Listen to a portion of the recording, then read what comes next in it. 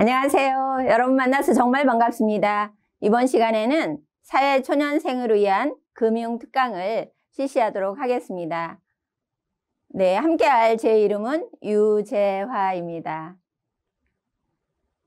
오늘 금융특강은 첫 번째 인생설계와 재무설계, 금융상품의 이해, 재무설계와 금융상품의 활용, 신용관리, 알아두면 유용한 사이트 순으로 진행하도록 하겠습니다.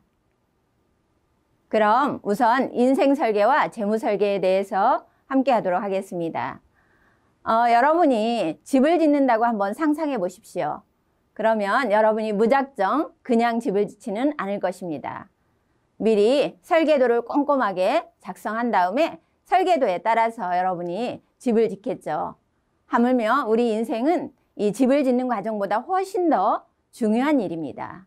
그래서 오늘 여러분이 인생 설계를 어떻게 하고 인생 설계에 필요한 재무 설계를 어떻게 할지에 대해서 함께 공부해 보도록 하겠습니다.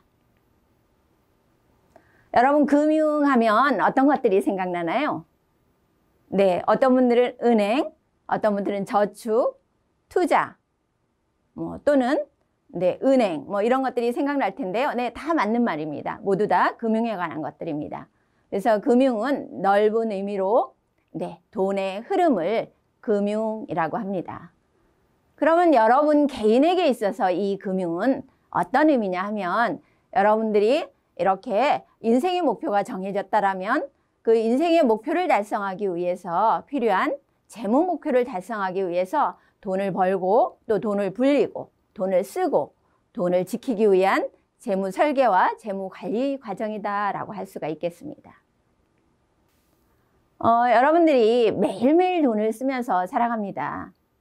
네, 그리고 또 인생의 고비고비마다 돈이 항상 있다라면 재무 설계에 대해서 우리가 크게 고민하지 않아도 될 수 있겠습니다.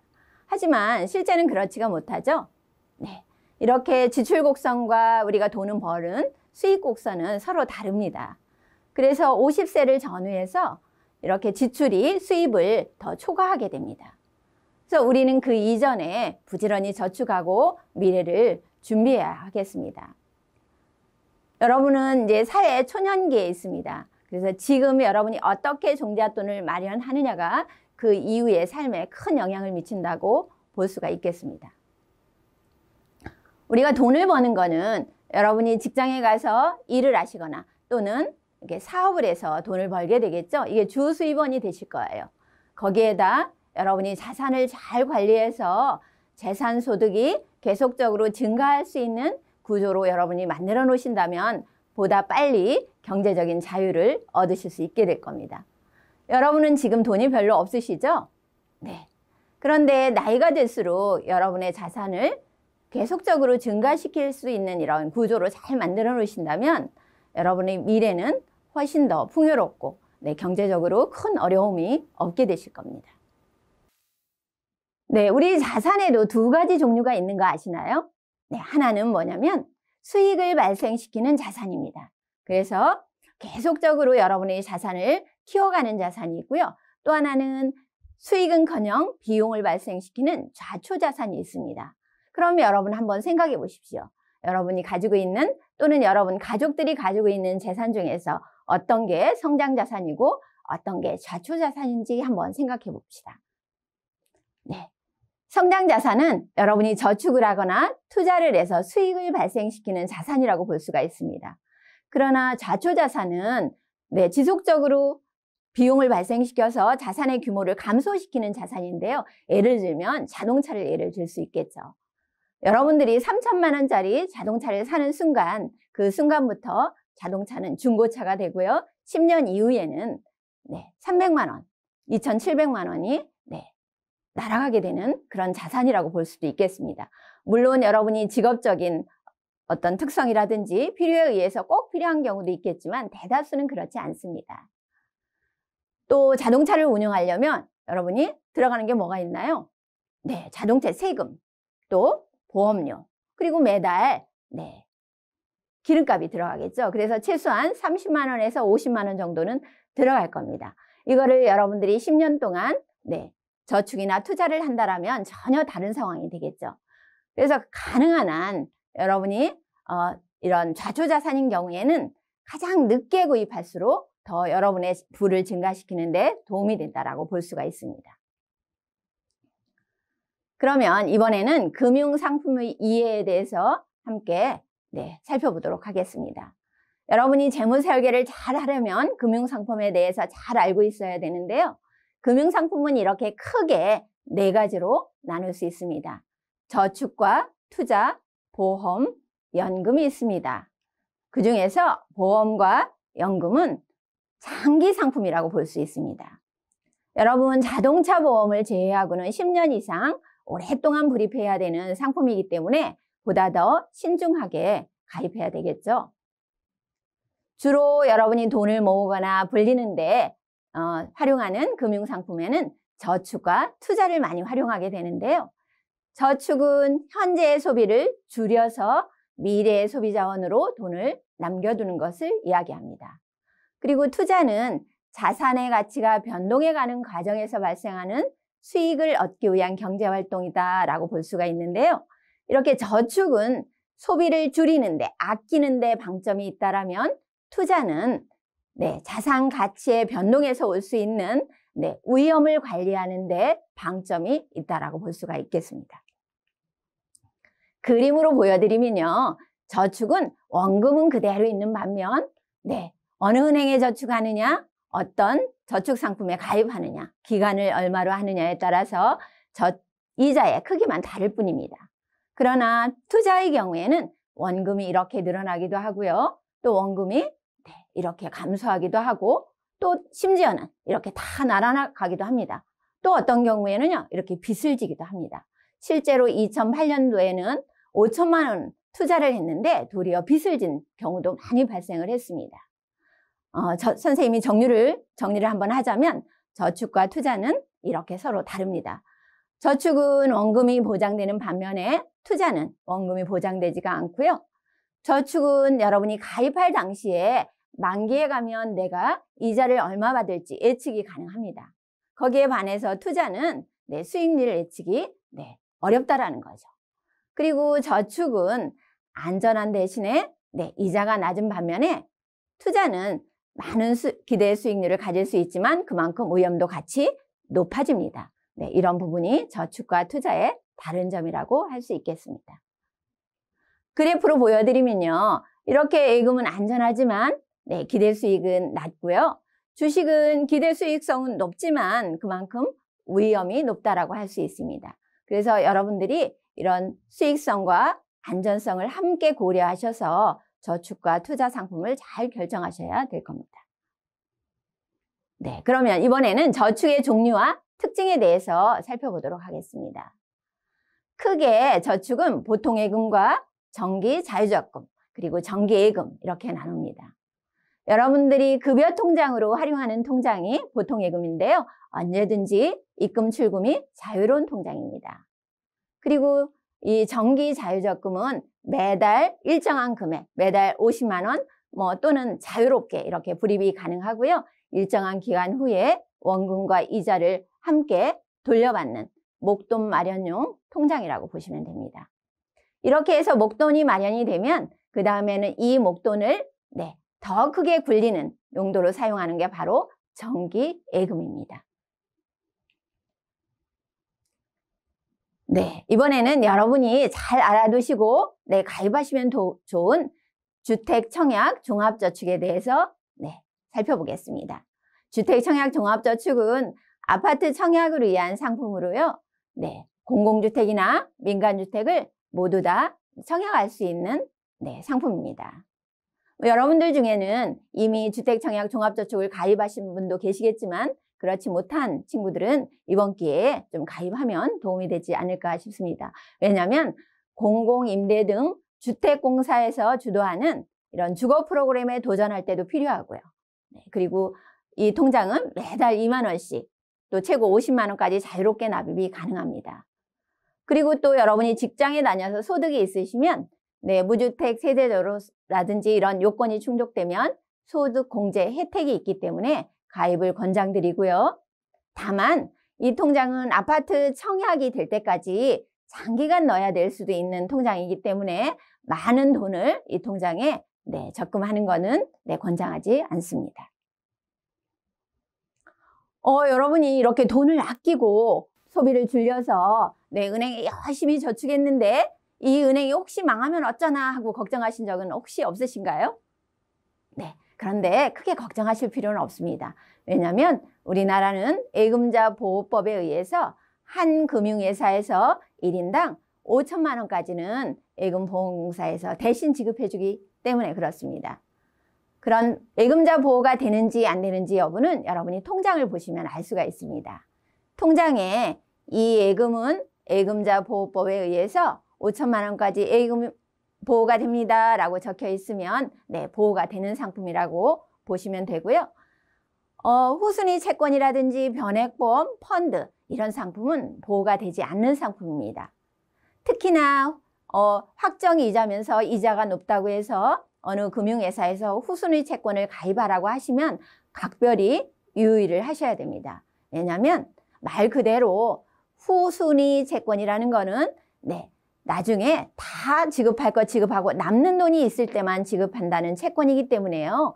은행이나 금융회사가 망할 때는 그런 돈이 충분하지 않기 때문에 망하는 겁니다. 그래서 특별히 유의를 하시면 좋을 것 같습니다. 그럼 이번에는 여러분이 관심이 많은 투자에 대해서 한번 알아보도록 하겠습니다. 투자는 크게 직접 투자와 간접 투자가 있습니다. 직접 투자는 투자자 본인이 직접 주식이나 채권, 기타의 상품에 투자하는 것을 말합니다. 이에 반해서 간접 투자는 전문가가 대신 투자해 주는 것을 말합니다. 대표적으로 펀드라는 게 있죠. 그래서 간접 투자는 전문적인 지식과 경험을 가진 전문가가 운용해 주기 때문에 그런 장점이 있고 또 소액으로 많은 종목의 분산 투자가 가능하기 때문에 이런 장점이 있지만 또 수수료를 내가 부담해야 되고 최종적인 투자의 책임은 내 자신이 져야 된다는 점은 꼭 염두에 두실 필요가 있습니다. 금융투자 상품의 대표적으로는 이렇게 주식과 채권이 있는데요. 여러분이 주식을 사시는 거는 그 기업의 주주가 되는 겁니다. 주주라는 거는 주식회사의 주인이 됐다 이런 의미입니다. 그래서 여러분이 주주가 되셨기 때문에 가장 중요한 기업의 의사결정을 할 수 있는 의결권에 참여할 수가 있습니다. 그리고 또 기업이 이익을 계속 내서 기업의 가치가 상승하면 주식을 팔아서 차익을 얻을 수도 있습니다. 그렇지만 반대로 기업의 손실이 계속 발생하고 기업의 가치가 감소한다면 여러분은 손실을 얻을 수도 있습니다. 그리고 기업의 이익이 생기면 기업의 배당 정책에 따라서 그 이익을 여러분이 배당금으로 수령하실 수도 있습니다. 그에 반해서 채권은 여러분이 채권을 사셨다라고 하면 여러분은 그 기업에 돈을 빌려준 채권자의 지위를 갖게 됩니다. 채권자이기 때문에 여러분의 의결권은 없게 되고요. 그리고 기한이 되면 원금과 이자를 돌려받게 됩니다. 그 밖에도 우리 투자 대상은 다양한 것들이 있습니다. 여러분이 잘 아시는 것처럼 부동산이 있고요. 그리고 외국 돈이 있습니다. 외화라고 하죠. 그리고 원유나 그리고 곡식 이런 것들, 원자재, 또 금, 영화, 그림 등 다양한 형태의 투자 대상이 있고요. 요즘에는 그림이나 건물 등이 잘게 나누어져서 토큰화돼서 이렇게 투자할 수 있도록 도움을 주는 그런 기업도 있습니다. 여러분이 관심 있고 여러분이 많이 또 여러분들 사이에서 이야기가 되고 있는 코인에 대해서 한번 생각해 봅시다. 코인은 투자일까요? 투기일까요? 17세기 네덜란드에서는 튤립 한 뿌리의 가격이 집 한 채 가격으로 거래된 적이 있다고 합니다. 왜냐하면 이 튤립이 부의 상징처럼 되면서 너도 나도 튤립을 사들이기 시작했고 급기야는 튤립 한 뿌리의 가격이 천정부지로 치솟아서 집 한 채 값과 맞먹을 가격 정도로 됐었는데요. 그러다가 이 튤립 대금을 제대로 결제하지 못하는 그런 상황이 발생했고 이게 법원으로 가서 재판을 하기에 이르렀습니다. 그런데 재판에서 튤립의 가치를 인정해 줄 수 없다는 판결이 나면서 튤립의 가격이 폭락하게 되고 그로 인해서 많은 투자자들이 파산자로 전락하는 그런 사태가 있었습니다. 여러분이 관심을 갖고 있는 코인이 이 튤립은 아닌지 여러분이 각별히 유의하실 필요가 있습니다. 어떤 사람의 말 한마디에 코인의 가격의 변동성이 매우 크다는 것은 그만큼의 위험성을 내포하는 것이고 또 여러분들이 이런 자산에 여러분이 많은 돈을 투입한다면 여러분의 인생도 함께 롤러코스터를 탈 수 있기 때문에 특별히 유의하실 것을 당부드립니다. 투자할 때 유의사항으로는요. 처음에는 소액으로 시작할 것을 권장합니다. 그리고 여러분 여윳돈으로 하셔야 됩니다. 밑에 그래프처럼 우리나라의 주식시장은 변동성이 매우 큽니다. 그래서 여러분이 만약에 주식에 투자할 때는 이렇게 주식이 하락하는 시기도 많이 있습니다. 그러면 여러분이 만약에 빚을 얻어서 투자했다라면 그런 시간을 견디기가 매우 어렵습니다. 그래서 투자는 여윳돈으로 하셔야 되고요. 그리고 반드시 공부하셔서 잘 알 때만 투자하셔야 합니다. 그리고 그 투자 자산에 따른 충분한 위험을 인지하시고 그 위험에 대처할 수 있을 때만 투자하셔야 됩니다. 그리고 무엇보다 중요한 것은 누가 증권회사에 또는 금융회사의 어떤 직원이 여러분한테 투자를 권유하다 하더라도 여러분이 아는 사람이 여러분한테 투자를 권유하더라도 최종적인 투자의 책임은 본인에게 있음을 꼭 명심하시고 투자하셔야 합니다. 그러면 저축과 투자에 대해 살펴봤고요. 우리가 미래 위험에 대비한 상품으로 보험이라는 상품이 있습니다. 여러분들이 많이 조심하면 우리 주변의 많은 위험들을 줄일 수가 있습니다. 그렇지만 모든 위험을 우리가 다 없앨 수는 없습니다. 그래서 보험 상품이 있는 건데요. 크게 사회보험과 민영보험이 있습니다. 사회보험은 의무적으로 가입해야 되는 보험이고요. 그래서 우리 친구들이 직장에 들어가게 되면 의무적으로 가입해야 되는 것들이죠. 민영보험은 나의 위험에 대비해서 자율적으로 가입할 수 있는 보험입니다. 크게 생명보험과 손해보험이 있는데요. 생명보험은 말 그대로 생명에 관한 보험입니다. 그래서 생명은 돈의 가치로서 환산할 수 없는 아주 소중한 것이기 때문에 생명보험의 경우에는 보험을 가입한 만큼 그대로 주는 정액보험이라고 합니다. 그리고 손해보험은 재산상의 손해를 보장하는 그런 보험인데요. 손해 난 만큼만 주는 보험입니다. 그래서 여러분이 손해보험을 많이 들었다고 해서 보험금을 많이 받는 게 아닙니다. 손해 난 만큼만 지급하는 거기 때문에 여러분이 중복해서 많은 보험을 가입하실 필요가 없게 되는 거죠.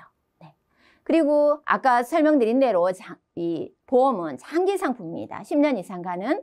중간에 해지하실 경우에는 여러분이 불입한 원금을 손실을 볼 가능성이 매우 크기 때문에요. 여러분이 월급의 5% 이내에서만 보험을 가입할 것을 권장드립니다. 왜냐하면 여러분의 선배들이 잘 모르고 이렇게 보험에 가입했다가 중간에 찾아서 손해를 보는 일이 굉장히 많습니다. 그래서 여러분들이 약관을 그냥 대충 읽어보지 마시고 꼼꼼히 읽어보시고 그 특성을 잘 이해한 다음에 가입하셔야 합니다. 아까 말씀드린 대로 장기 상품일 뿐만 아니라 중간에 여러분이 찾으시면 손해를 보기 때문에 그렇습니다. 또 가장 많이 가입하는 보험 중에 하나가 의료 실보험인데요. 여러분 많이 들어보셨죠? 실손보험 또는 실비보험 이렇게 이야기합니다. 병의원이나 약국 등에서 지출한 의료비를 보장해주는 보험입니다. 그래서 여러분이 소액씩 가입하실 수도 있겠는데요. 그런데 의료보험도 이 의료 실비보험도 여기저기 많이 들 필요가 없습니다. 왜냐하면 실제로 발생한 의료비에 대해서 보장해 주는 거기 때문에요. 여기저기서 많이 가입했다고 해서 여러분한테 중복적으로 지급하지 않기 때문에 그렇습니다. 이렇게 여러분이 자산을 운용하실 때는 이렇게 투자와 저축과 보험 이런 금융상품을 잘 활용하셔야 되는데요. 그때 염두에 두실 거는 안전성과 수익성, 유동성을 동시에 고려하셔야 된다는 겁니다. 그럼 안전성은 뭐냐?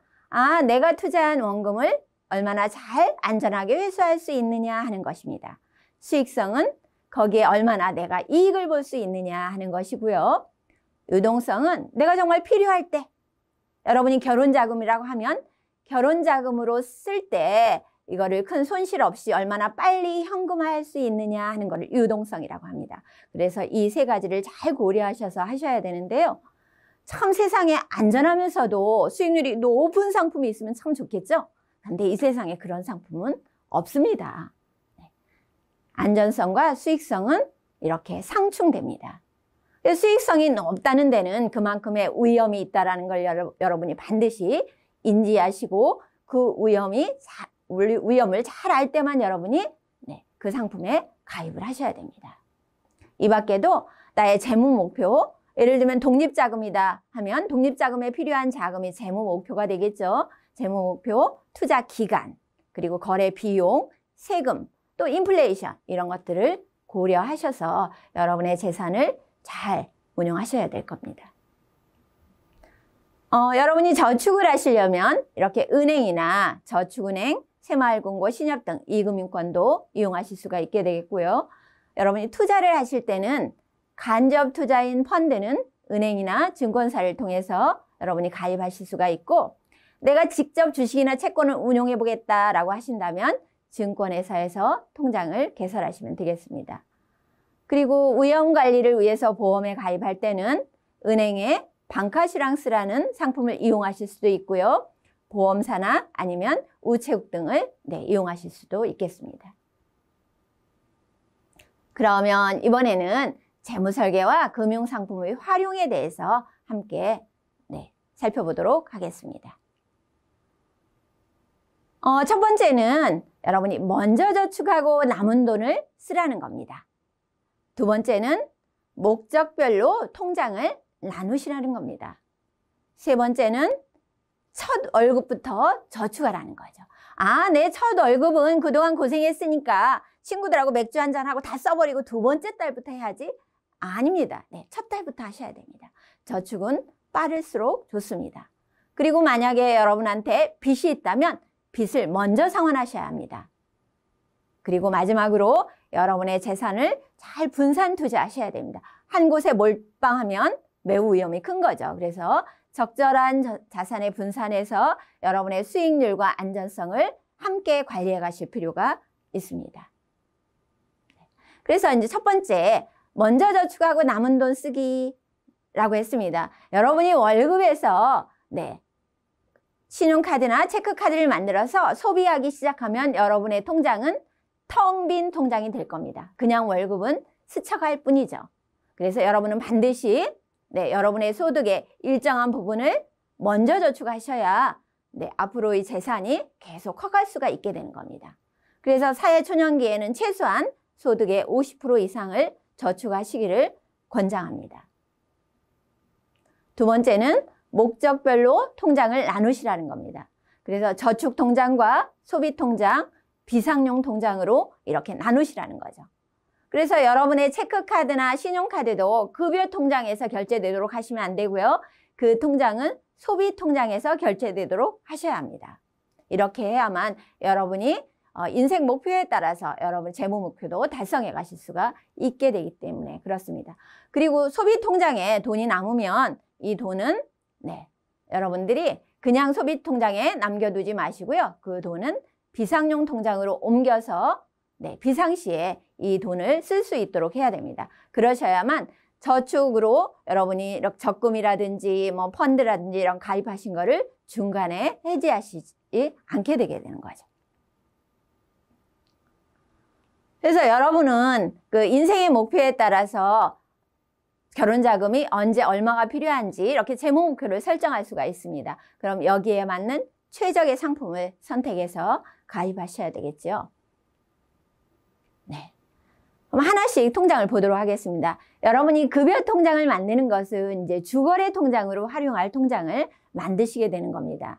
그래서 가장 편리하게 쓸 수 있는 금융회사를 선택해서 그 은행을 주거래 은행으로 삼아서 집중적으로 거래하면 여러분의 신용관리나 추후에 대출이 필요할 때도 대출 이자를 싸게 대출을 받을 수 있는 근간을 마련하실 수가 있습니다.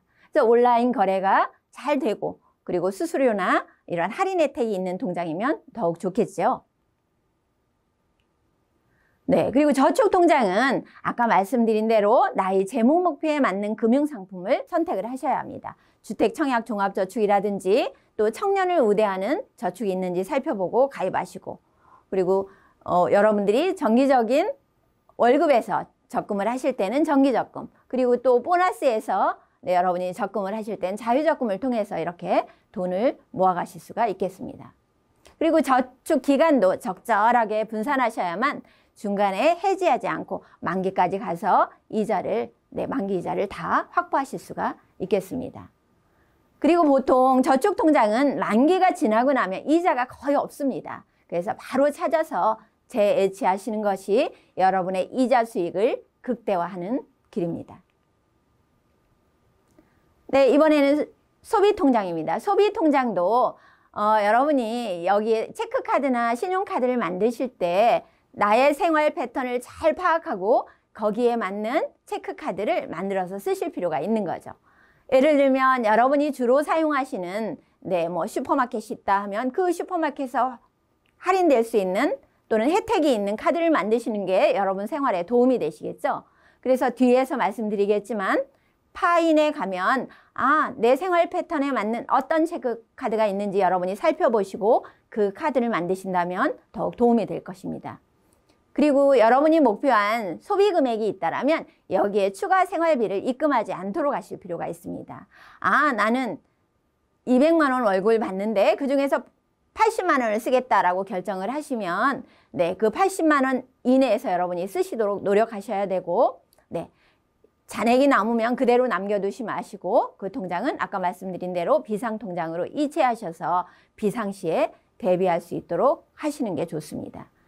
비상통장으로 활용할 수 있는 통장으로는 증권회사의 CMA 계좌나 아니면 저축은행의 우대통장 이런 것들을 활용하실 수도 있겠습니다. 첫 월급부터 저축합니다. 빠를수록 좋다고 했습니다. 시간이 돈입니다. 여러분 지금 1,000만 원과 5년 뒤에 1,000만 원은 다른 돈입니다. 가치가 서로 다릅니다. 여러분이 1,000만 원을 저축해서 연 5%의 이율로 매년 재해치한다라고 가정을 하면 5년 뒤에는 1,270만 원 정도가 됩니다. 그래서 여러분이 하루라도 빨리 저축하실수록 좋고요. 그리고 또 여러분이 복리가 적용되는 복리의 주기가 짧을수록 더 좋겠죠. 그런 상품을 잘 여러분이 찾아서 가입한다면 여러분의 수익은 훨씬 더 극대화될 수 있을 것입니다. 그리고 빚이 있다라면 빚을 먼저 상환하라고 했습니다. 항상 대부분의 경우에는 대출 이자가 예금 이자보다 이율이 더 높습니다. 그리고 또 여러분이 자칫 이자기를 제대로 맞추지 못하면 훨씬 더 높은 연체 이자를 부담하셔야 됩니다. 그래서 여러분이 빚이 있을 경우에는 빚을 먼저 상환하는 게 여러분의 재무에 더 큰 도움이 된다라고 보실 수가 있습니다. 마지막으로 공부하고 분산 투자하기입니다. 여러분의 소중한 돈을 투자하는데 그 기업이 무엇을 하는 기업인지 모르고 어떤 위험이 있는지 모르고 다른 사람의 말만 믿고 투자한다라는 것은 여러분의 인생을 우연에 맡기는 것입니다. 그래서 여러분이 투자하고자 하는 자산에 있는 위험을 반드시 잘 파악을 하시고 그거를 여러분이 감당하실 수 있을 때만 그곳에 투자를 하셔야 합니다. 우량 자산에 분산해서 그리고 또 시간에 분산해서 투자하시는 방법이 여러분의 재산을 안전하게 지키는 방법이라고 할 수 있겠습니다. 여러분 우리 사회를 신용사회라고 하죠. 여러분이 이런 전등을 켜는 거, 수돗물을 쓰는 거, 여러분이 휴대폰을 쓰는 거 모두 다 신용입니다. 왜냐하면 여러분이 미리 돈을 내고 쓰지는 않죠. 여러분이 먼저 쓰시고 나중에 돈을 냅니다. 왜냐하면 여러분을 믿기 때문에 그렇습니다. 여러분에 대한 믿음을 우리는 신용이라고 할 수 있습니다. 여러분이 사회에 처음 나가면 여러분은 대부분 5등급에서 출발합니다. 그래서 약 700점 정도부터 출발하는데요. 여러분이 카드 대금 제때 잘 내고 또 여러분들이 휴대폰 요금 제때 잘 내고 또 월급 자동이체하고 적금 들고 이렇게 하시면 서서히 여러분의 신용 등급은 1등급을 향해서 올라갑니다. 그런데 만약에 여러분이 휴대폰 메시지로 온 사채업자한테서 대출을 했다. 그러면 여러분의 신용등급은 한 번에 뚝 떨어집니다. 그래서 중요한 것은 여러분이 신용등급을 떨어지지 않게 하는 게 훨씬 더 중요합니다. 왜냐하면 여러분이 이 신용등급을 회복하기 위해서는 많은 시간과 노력이 필요하기 때문에 그렇습니다. 여러분이 내가 내야 될 대출금의 이자를 조금 늦게 내고 나 신용카드 대금 조금 늦게 내지 이렇게 하고 늦게 되는 순간 여러분의 신용도는 바닥으로 떨어지게 되고 여러분은 여러 불이익을 얻게 되는데요. 예를 들면 이 화면에서 보시는 것처럼 1등급인 경우에는 1억을 빌렸을 때 연 4%에서 약 400만 원만 이자를 내면 되는데 8등급인 경우에는 2천만 원이 넘게 이자를 내야 됩니다. 그래서 이자만도 1,600만 원 이상 더 많이 부담해야 되는 결과가 됩니다. 때로는 여러분이 이렇게 돈을 빌리지 못할 수도 있습니다. 급할 때. 그래서 여러분이 평소에 신용관리를 잘 하실 필요가 있는데요. 아까 말씀드린 대로 신용을 잘 관리하기 위해서는 여러분의 신용등급을 수시로 잘 조회해 볼 필요가 있습니다. 여기 나이스 지킴이라든지 올 크레딧 이런 데서는 1년에 3회에서 4회 정도는 여러분이 무료로 여러분의 신용등급을 조회할 수 있도록 하고 있습니다. 그래서 여러분이 나의 신용등급이 어느 정도 되고 있는지 어떤 문제가 있는지를 점검하셔서 여러분의 신용등급이 떨어지지 않도록 잘 관리하실 필요가 있습니다.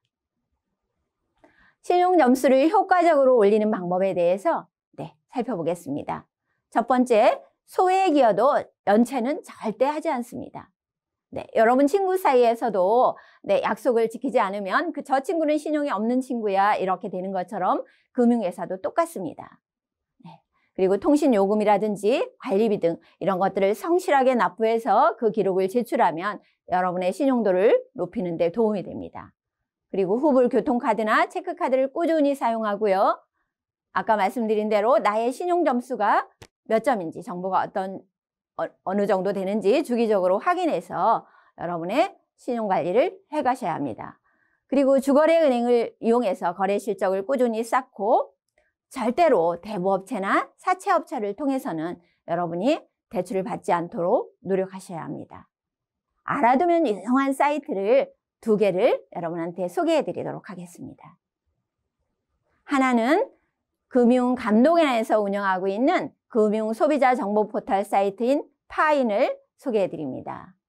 그 파인에 들어가시면 금융회사의 다양한 금융상품을 서로 비교해 볼 수 있습니다. 예를 들면 여러분들이 적금이나 정기예금을 가입하겠다 하시면 전 금융회사의 그 적금이나 정기예금의 이자율을 여러분이 확인하시고 비교하실 수가 있습니다.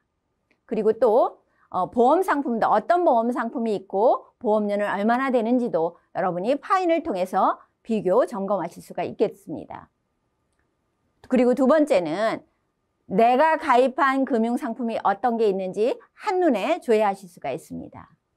그리고 그 밖에도 여러 가지 금융에 관련된 정보와 소비자를 보호하는 여러 가지 서비스도 준비되어 있습니다. 여러분이 꼭 들어가서 확인하시고 이 파인 사이트를 자주자주 활용했으면 좋겠습니다. 파인에 가서 금리가 높은 예금이나 적금을 조회해 보실 수가 있겠습니다.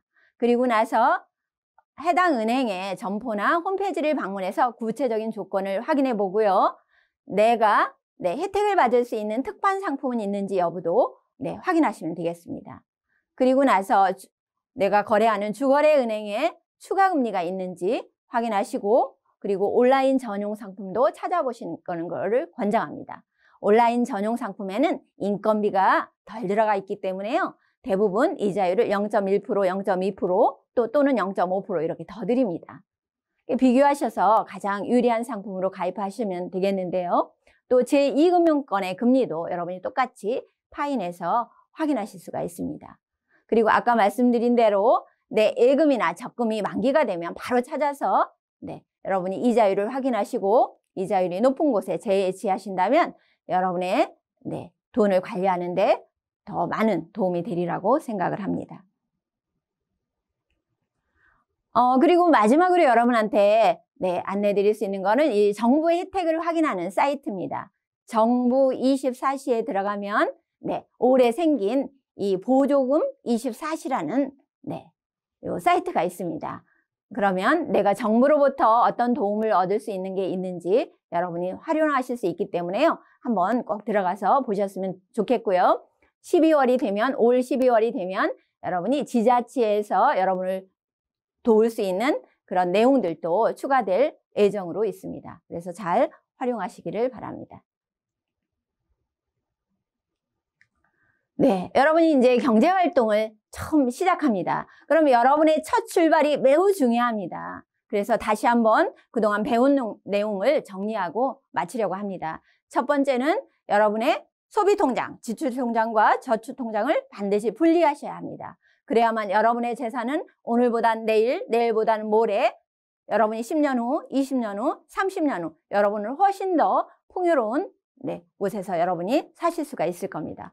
그리고 두 번째는 여러분의 소득 중에서 반드시 소득의 50% 이상을 네, 저축하시기를 권장드립니다.